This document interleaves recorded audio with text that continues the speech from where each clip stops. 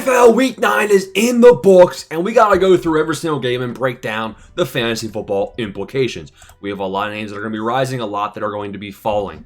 Tucker Craft, start the prayer circle. Let's head game by game. We'll break things down. We'll also have weekly ranking videos on the channel, so make sure you subscribe and don't miss that. So looking at the Baltimore Ravens and Dolphins, which was Thursday night, you have Lamar coming off of the injury. Lamar has 2 times in his career thrown for 5 passing touchdowns and 300-plus yards versus Miami, and honestly, he was close again.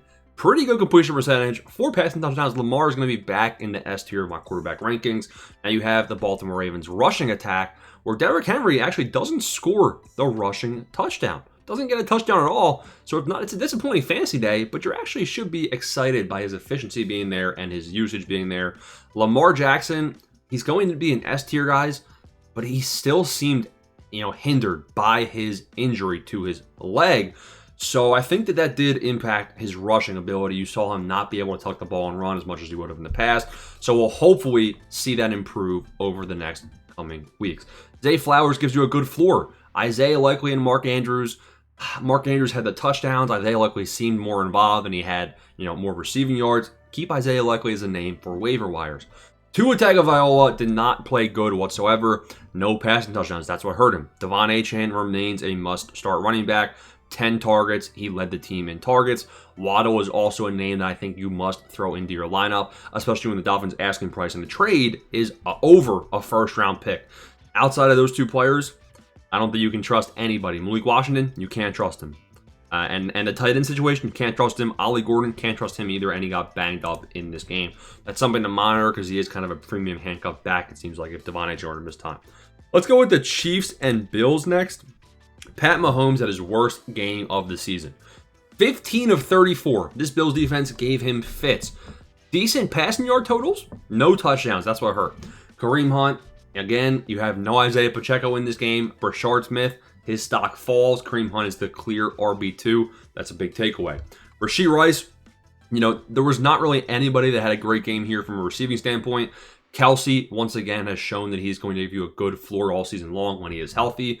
Hollywood Brown, not even, I think you can drop him at this point.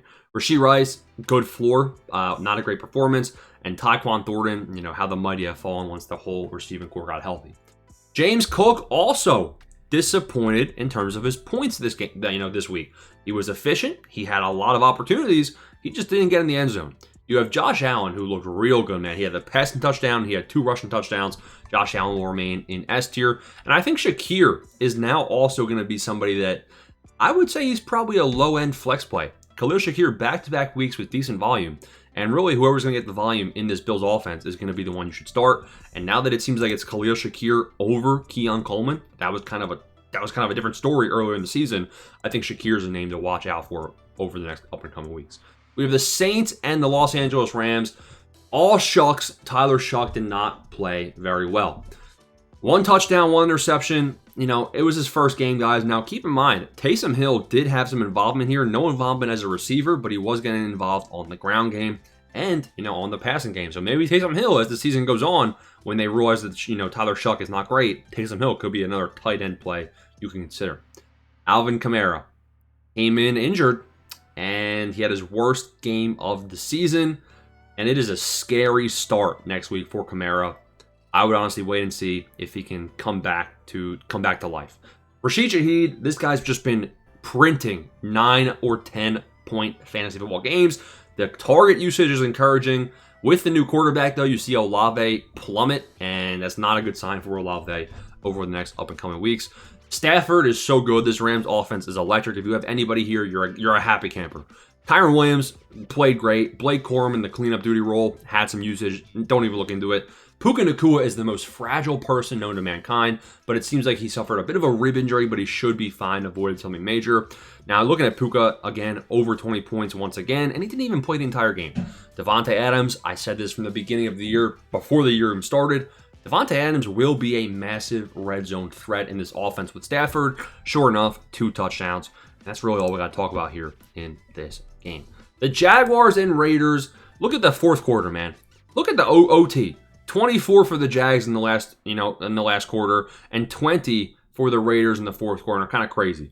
Looking at T-Law, no passing touchdown somehow. It all came on the ground. He had 2 rushing touchdowns, a little tush-push action. You have Tuden vulturing the rushing touchdown from ETN. ETN and Tuden, I think they're going to develop into a Kenneth Walker-Charbonnet situation. It's going to be a very frustrating situation for you to handle, but you definitely want to start ETN for right now. Parker Washington has a good game. I still think he's more of a best ball type play, but now that you have Travis Hunter on IR, I think Parker Washington is worth a add to your roster because he's going to be the number 2 receiver on this offense, it seems like, above Dyami Brown. And Dyami Brown's been getting banged up week in, week out. BTJ, man, oh man. At what point do you just say BTJ is having a bad year? I mean, because I think that's where we're at. And he's also getting banged up as well. So BTJ, I'm not excited for him moving forward. Genty, not great on the ground, but he brings in the receiving touchdown and he has 5 targets. Genty had a good game. Trey Tucker also had a decent game. Could have had better if he had the touchdown. Trey Tucker also, I think, is somebody you probably don't even have on your roster at this point. The main thing for Las Vegas, Geno Smith, 4 passing touchdowns, and 3 of them went to Bowers. If you went against Brock Bowers in fantasy, like me, you probably lost. I got shafted. I really did. Brock Bowers destroyed me. Brock Bowers, back from injury, and it seems like he really is back. I'm not excited about starting anybody on the Raiders except for Bowers. And, you know, okay, I'll start Genty, but excited? I mean, a decent floor, but I'm not super excited, right? CJ Stroud gets banged up, something to monitor here. Woody Marks and Nick Chubb continue to split opportunities, but Woody Marks had a bad game, in my opinion, and Nick Chubb seems like the goal line back. He didn't have a touchdown, but he was getting the carries there in the red zone inside the 5. Nico Collins, pretty solid, even with Davis Mills. Dalton Schultz, solid. Christian Kirk, 8 targets. You know, I don't like this Texans offense one bit. I'm just going to be honest. I think it's too volatile, and their O-line is just really bad. It's going to be hard to trust them outside of Nico Collins. For the Broncos, RJ Harvey comes off of a 3-touchdown game and has another touchdown. 5 catches, 51 yards, and the tutty. Okay. Cortland Sutton, terrible game. 6 targets, though. And he has a touchdown, so I guess it's decent. Like, still 9 points, not good. Troy Franklin coming off of a career game. Has 10 targets, but isn't effective with them whatsoever. I still think Troy Franklin can be a decent flex play. I would compare Franklin to Khalil Shakir. You know, just because Troy Franklin didn't impress in the points, he still had 10 targets, and he led this team in targets this week in a game where they narrowly won and they needed him, right? So, I mean, I'm putting Dobbins in the lineup. I'm putting Troy Franklin and Sutton in the lineup. Outside of that, you know, I'm not really trusting anyone. Evan Ingram didn't even do anything right, so... Colts and Steelers, Indiana Jones, better days are ahead. 340 passing yards. Don't forget that. You know, while his numbers might not be great, he still had a passing touchdown. He had a rushing touchdown. So Indiana Jones still is a good, you know, top 8 QB option rest of the year. JT. Jonathan Taylor had his worst game of the season by far. But, I mean, he's already won you so many weeks by himself, single-handedly, that you can just overlook this one. Unfortunate. Alec Pierce leads the team in receiving yards and efficiency. Pittman has a great game. Pittman has been a dominant option this whole year. Josh Downs also brings in a touchdown pass. I'm probably starting Pittman as a wide receiver too. Josh Downs is a borderline flex. Tyler Warren, better days are ahead. Alec Pierce, he's still a bench option, and it's not really an exciting bench option in my eyes. Aaron Rodgers doesn't have the passing touchdowns, but he has a solid game, a clean game. They didn't really have to rely on him through the air as much as they had to previous weeks. Then you have Jaylen Warren, 2 touchdowns. Jaylen Warren is an elite option. Put him in your lineup every week. Calvin Austin and the entire receiving core, not great at all, especially DK Metcalf. His usage was disappointing. DK Metcalf, he's probably still, you know, low-end wide receiver 2, wide receiver 3 flex type player. 49ers and Giants. Christian McCaffrey. Again, we said it coming into the year, when healthy, this guy's a league winner. And CMC, once again, great game. Juwan Jennings also had a good game. Not amazing, but because he brings in the touchdown, he has a good day. The offense will take a step forward, presumably when Brock Purdy comes back, which will probably be in Week 10, so monitor that. The New York Giants. Jackson Dart had pretty much nobody. No Scatterbo, no Malik Neighbors, and you see Wan'Dale Robinson continuing to get targets. I think Wan'Dale Robinson can be somebody you put in your lineup. Beyond that, Tyrone Tracy, the most added waiver wire option, was actually out opportunityed by Singletary. And Tyrone Tracy, who was a former receiver, didn't look great through the air either. I'd still roster Tracy. I don't really think Singletary is even worth rostering, even if he's the starter here. I think Tracy is still the guy you want to have on your roster. You can't trust him in your lineup, though. Falcons and Patriots. Drake May, once again, a solid day for sure. Travion Henderson, this is frustrating. Travion Henderson came out, he looked really good. I mean, he had 4 catches on 32 yards. A lot of his usage was early on in this game. And then they switched over to Terrell Jennings. He vultured the touchdown too from Henderson. Very frustrating.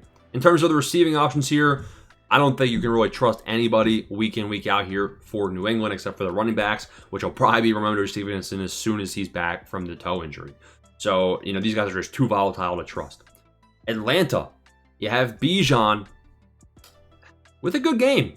10 targets for Bijan, and that's what really gave him the fantasy points in this game. Penix had 3 passing touchdowns, and Drake London exploded with 3 of those touchdowns himself. Mooney and Pitts down games. You're more disappointed if you're Darnell Mooney owner because I don't think you can start Mooney. I still think Pitts is startable moving forward. Chargers and Titans. LA's offense is also hard to predict. They have they really have 4 good receiving options now with Gatson. And it's hard to predict which of these guys is going to get the touchdown, which one's going to have the volume. Like, look at Keenan Allen. This week, it was Keenan Allen that was a total bum. Whereas the other 3 guys, they were all pretty decent fantasy football starts. So it's going to be hard to rely on these guys. I trust Gatson, I trust Ladd, and then the big Q and Keenan Allen are probably the guys where it's hard to throw a dart which one's going to be better.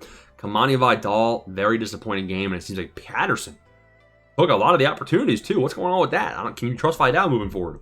Scam Ward, honestly, I was going to say he didn't play bad, but he kept them in it, so maybe it was clean. No interceptions, that's good. But honestly, this team just looked bad. I mean, you still see Spears and Pollard. They're going to be a 1A, 1B type committee.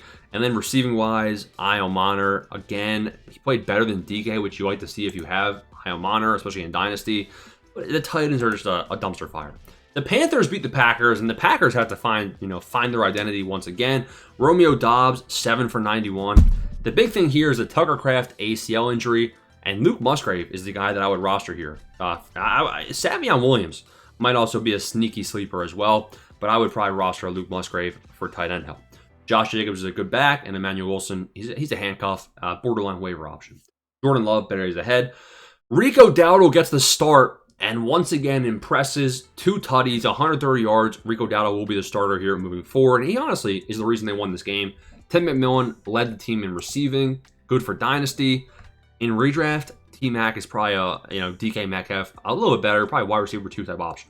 The Vikings beat the Lions, so the Lions, a couple guys that had good games here. Amon-Ra, good game. Laporta, great game. Jamison Williams, he's back. But all of these points came on one big play. So I still wouldn't trust him. 6 targets isn't great. You have Monty, who did a little bit through the air. He actually out-snapped, or he had more rushing attempts, and he had a touchdown over Gibbs. So Gibbs had a really bad game right here. Really bad. Better days are ahead. A weird game for the Lions. They'll bounce back in the up-and-coming weeks. J.J. McCarthy looked good. He did look good. He didn't look great. You can see Addison, not a great game. Jefferson, take out the touchdown, not a great game, but he was getting targeted. And Aaron Jones getting banged up is going to help Jordan Mason. But when Aaron Jones was healthy, this guy was heavily involved in their game plan. The last game we got to break down is the Bears and Bengals. A lot of points scored here. Caleb Williams, heck of a fantasy day. The big riser here is Kyle Monangai. This guy's rushing style is elite, man. He is a hard ground and pound type guy. He was also involved through the air with 5 targets. Monangai had almost 200 scrimmage yards, and he should be on all rosters. And he should be started with confidence if Swift misses time. If Swift is in, I think Swift's stock is also going to fall because of the Monangai breakout. Colston Loveland, I think his stock also definitely rises based on his huge game-winning performance here. DJ Moore, Luther Burden, Dunze. Burden's not even playing. Dunze had a bad game, man. 0 catches. Goose egg. Not good at all for Dunze. I wouldn't panic just yet, but I think he is a volatile option.